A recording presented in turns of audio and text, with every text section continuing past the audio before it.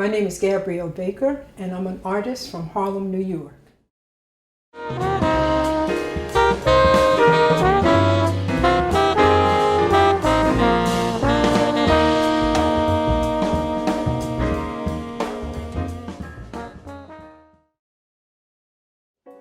introduction into the world of art began when my mother noticed my artistic inclinations.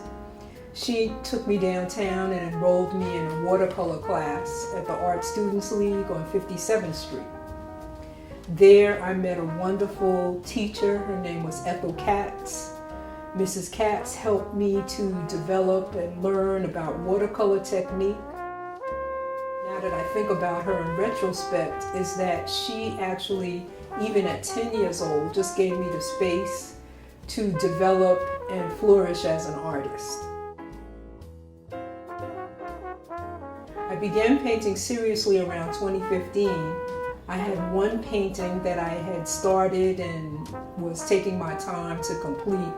I really had no particular goal at that time. I just wanted to get back into the idea of painting. And I had an opportunity to submit that painting for an exhibit in Montclair, New Jersey. I did that exhibit.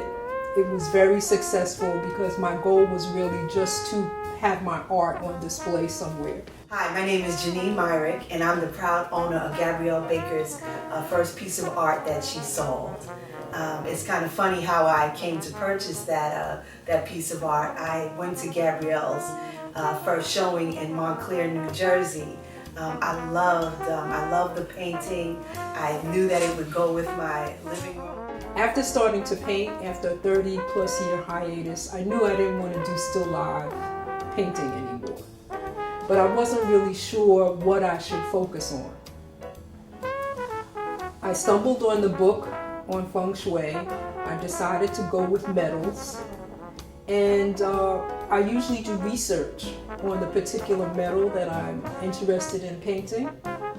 And after doing that research, I look at what that metal looks like in reality. And then I just come up with my own abstract version of it. And abstract painting is really just an expression of something in reality, but it doesn't look like the actual thing that you're painting. Now, if you look at the history, I don't know all of it, but the history of Black abstract artists is really just something that is coming into prominence today. There have been a number of artists, Sam Gilliam, Norman Lewis, a number of artists that are starting to sell their work. When they were first starting out as artists, they had a hard time selling their work. Number one, they couldn't take their work downtown because no one was interested in Black abstract art. There was no place for them to be.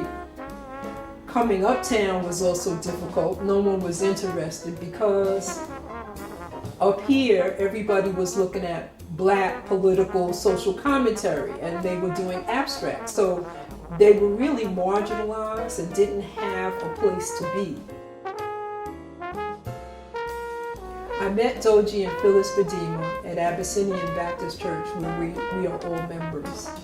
And one Sunday, Doji turned to me and he said, "Gab, I'm thinking about opening an art gallery, and I would really like you to become the first artist."